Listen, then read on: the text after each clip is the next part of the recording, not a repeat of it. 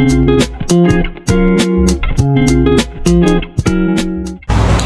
AMISYAH, and let's move to the explanation of fuel oil. Fuel oil is a liquid petroleum that derives from crude oil through a refining process. Fuel oil is versatile in our energy landscape. It is used for various purposes, including heating, electricity generation, and primarily for steam power plant. There are different grades of fuel oil, such as heavy fuel oil and light fuel oil. Each of it comes with specific properties and application. We will uncover the various grades and application of fuel oil, examining the impact of industry, economic, and commercial. So let's understand how fuel oil quietly but powerfully fuels the habit of our modern civilization.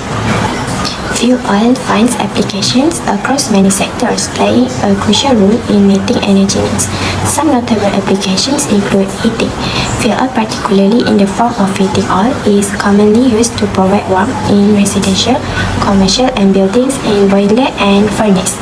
As a reliable and efficient fuel for heating system, especially in regions with cold climate.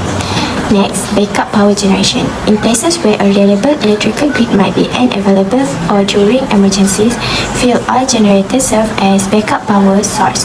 They can provide electricity when needed, ensuring continuity of critical operation. Last but not least, electricity generation. Certain power plants use fuel oil, often heavy fuel oil, to generate electricity. These plants equipped with engines or turbines that burn fuel oil to produce steam or generate mechanical power, which is then converted into electrical energy. As I mentioned before, there are few types of fuel oil. This example represents different grades of fuel oil with varying characteristics. Some of it is first, diesel fuel. Diesel fuel is a type of fuel oil commonly used in diesel engines for vehicle, trucks, buses, or industrial applications. Next, heavy fuel oil. It used in large industries, certain power plants, and maritime vessels for propulsion and electricity generation. Furthermore, industrial fuel oil. Various industries use fuel oil for heating process, steam generation, and as a source of energy in specific machinery. Next, let's move to the pros and cons of fuel oil. Fuel oil has a high energy density, meaning that it contains a large amount of energy in relatively small volume, providing efficient energy storage. Next, fuel oil is stable during storage and transportation, making it a reliable source of energy, especially for backup generators and heating systems.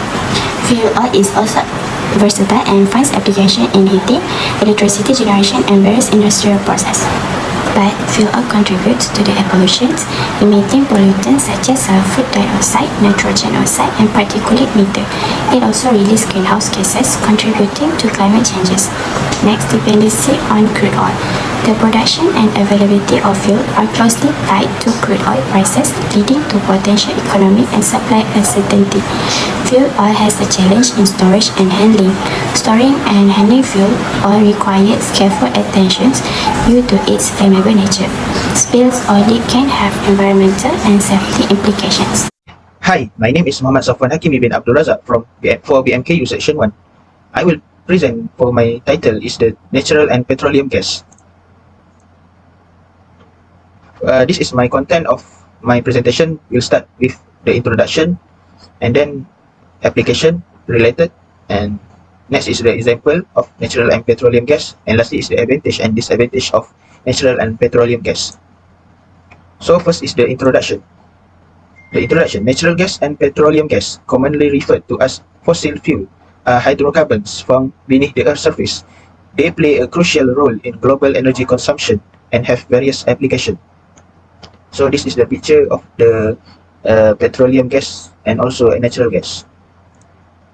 So next is the application related to the natural gas and petroleum gas.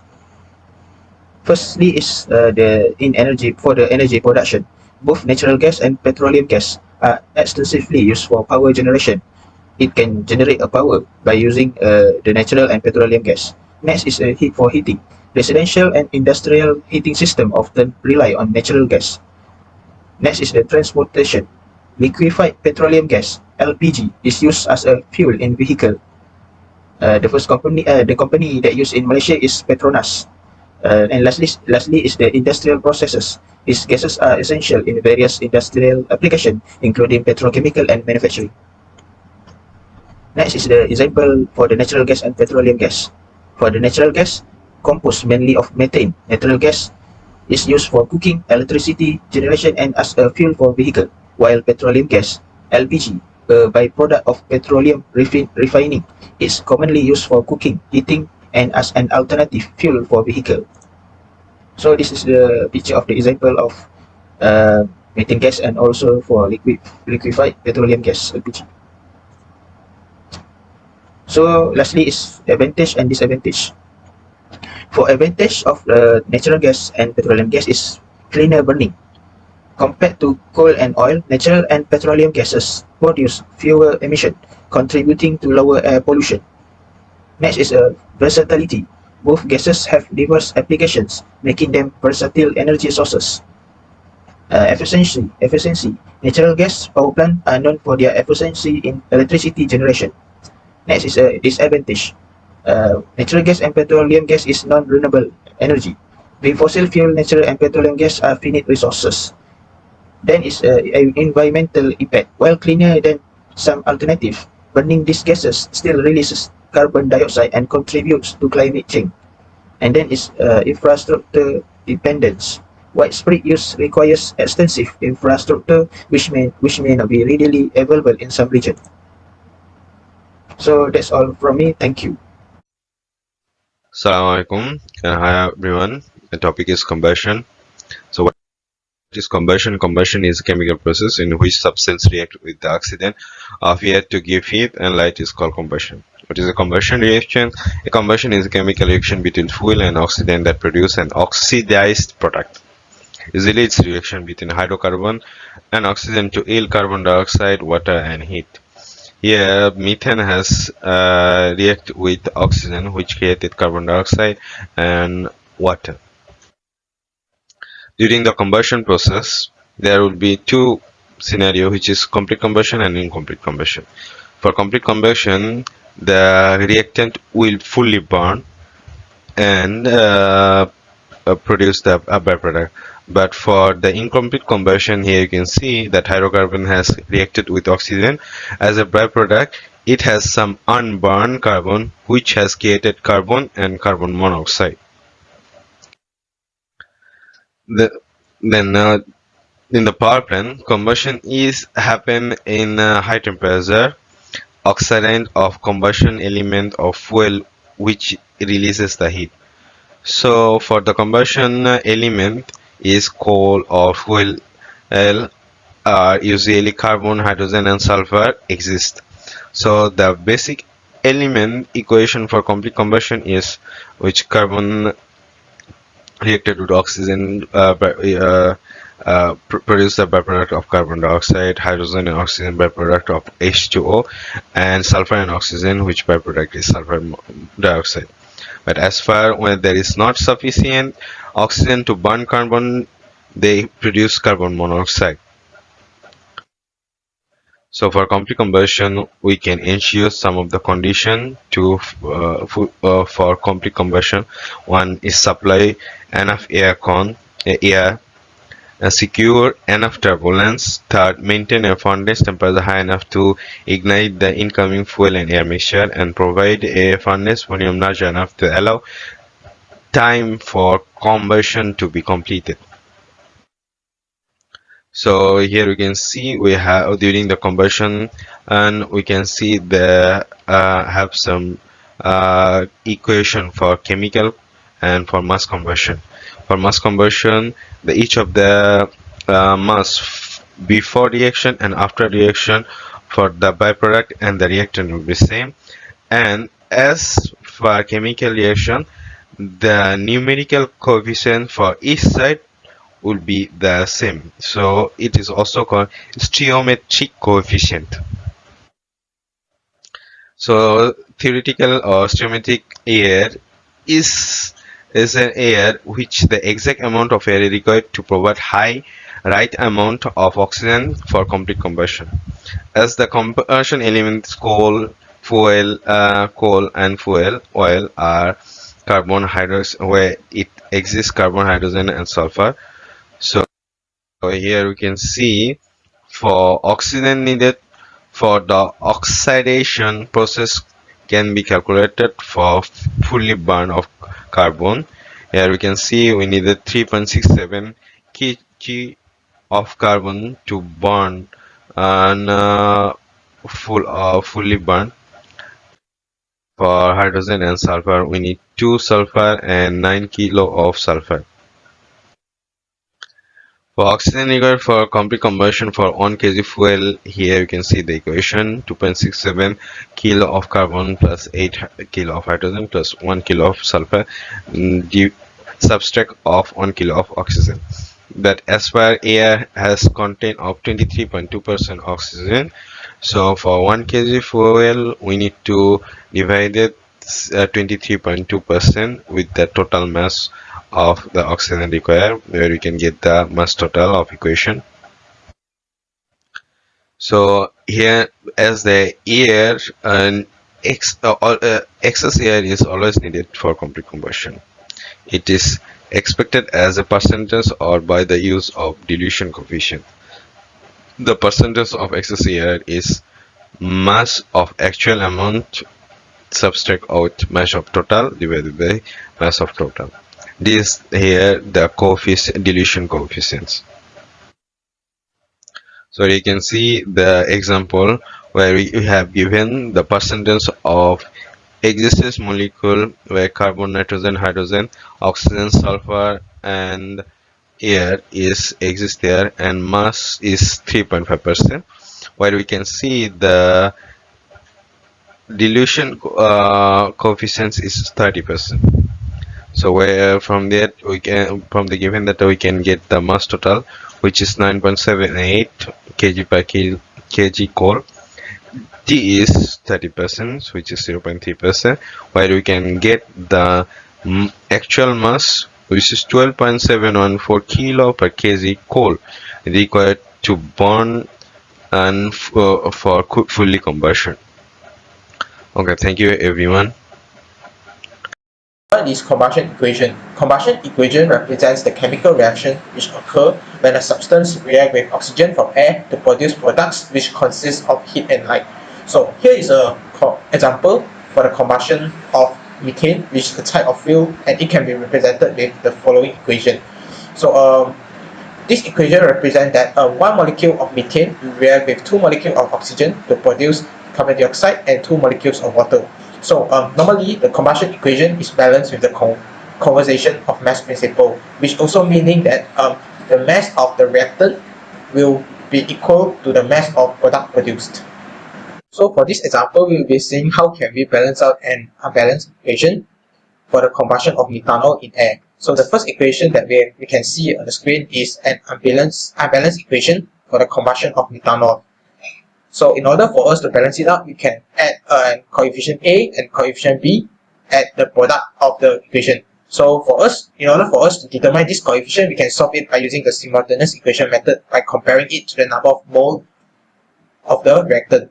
And as you can see, we obtain that A is equivalent to 1 and B is equivalent to 2. So after we have obtained this value, we substitute it into the unbalanced equation. However, this equation is not fully balanced yet, because as you can see, the number of mole for the oxygen at the reactant is 3, and the number of mole of the oxygen at the product produced is 4.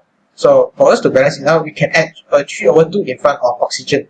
So in order to simplify it even more, we can times the entire equation by 2, and this is the final equation that we have obtained. So the meaning of this equation is that for the combustion process of methanol, 2 molecules of methanol will react with 3 molecules of oxygen to produce 2 molecules of carbon dioxide and 4 molecules of water.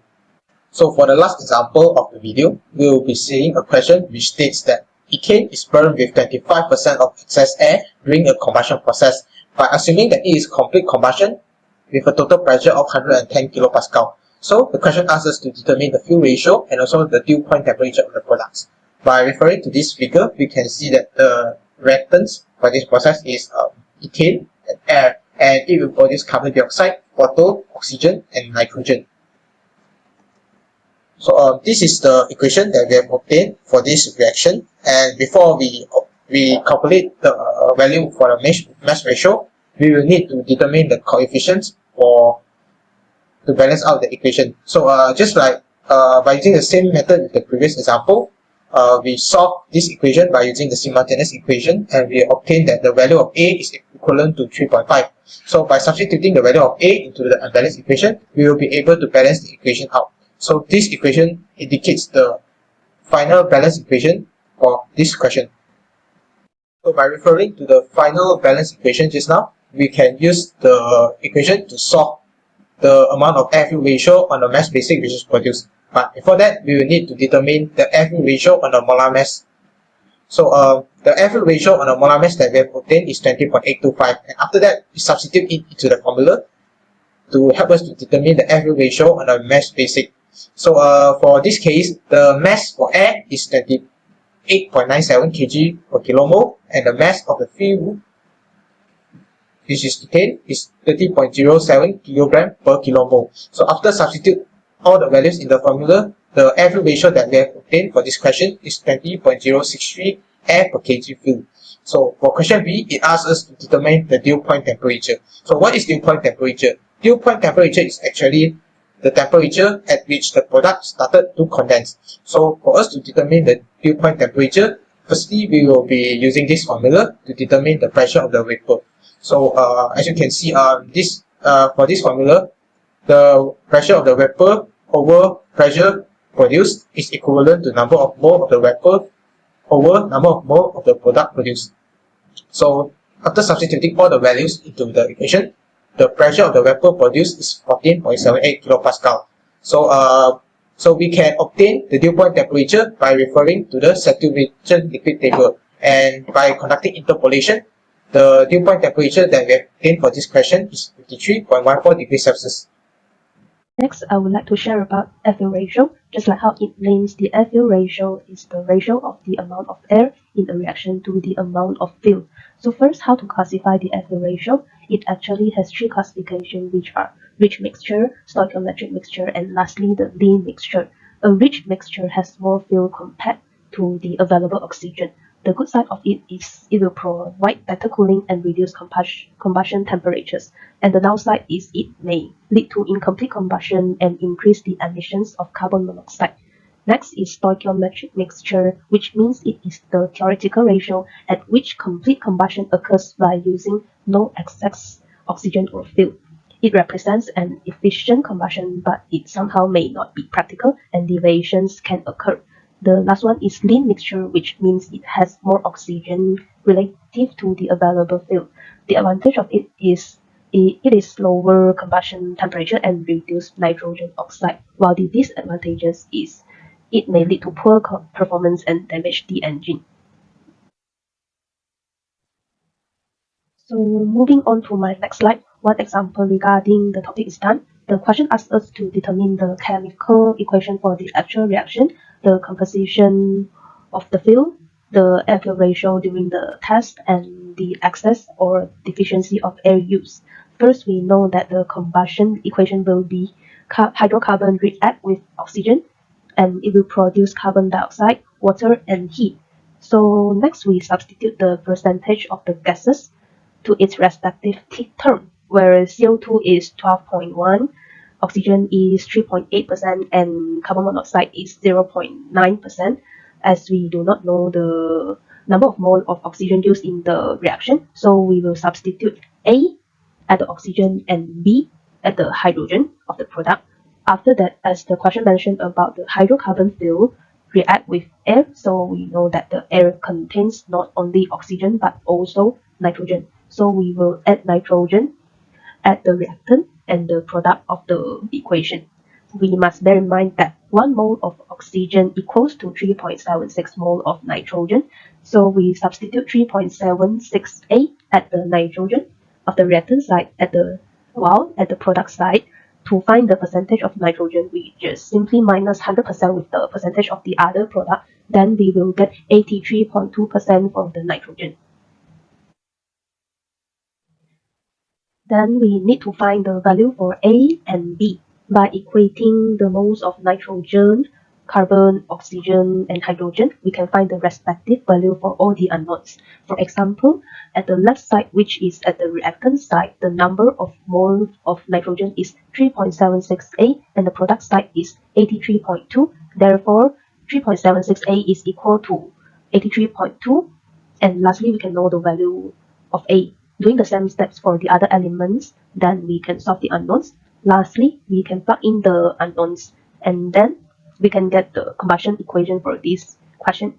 So the composition of fuel is carbon 13, hydrogen 23. Next, we would like to identify the stoichiometric equation for this question. First, the general form of a balanced stoichiometric equation for the combustion of a hydrocarbon and oxygen is this. And remember to plug in the number of moles of water and nitrogen. The number of moles of oxygen, which is 22.1, we didn't plug in because we would like to find the theoretical mass of air required. The 22.1 is the actual mass of air. After that, we balance up the equation with 13 carbon at the left side and 13 moles of carbon at the product side too. Do the same way for hydrogen. And then we calculate the number of moles of oxygen at the product side, and we can obtain 37.5 moles of oxygen. Hence, there must be 37.5 moles of oxygen at the reactant side too. As the oxygen at the reactant side is O2, so 37.5 will be divided by 2, and we will get 18.75 for the number of moles of oxygen. Remember to substitute 18.75 for nitrogen too. Finally, we can get the stoichiometric equation, and 18.75 is the theoretical error for complete combustion of 1 kg of fuel, while 22.1 is the actual amount of air supplied for complete combustion of 1 kg of fuel. To find the percentage of excess air, just plug in the value in the formula, and we can get the answer. To find the actual air supplied, multiply 22.1 with molecular weight of oxygen, which is 16 times 2, and then divide with the percentage of oxygen in the air, which is 23.2%, and then we will get 3048.28 kg for the actual air supply. Lastly, to find the air-fuel ratio, just plug in the value for mass of air and the mass of fuel, then we will get the air-fuel ratio as 17.03.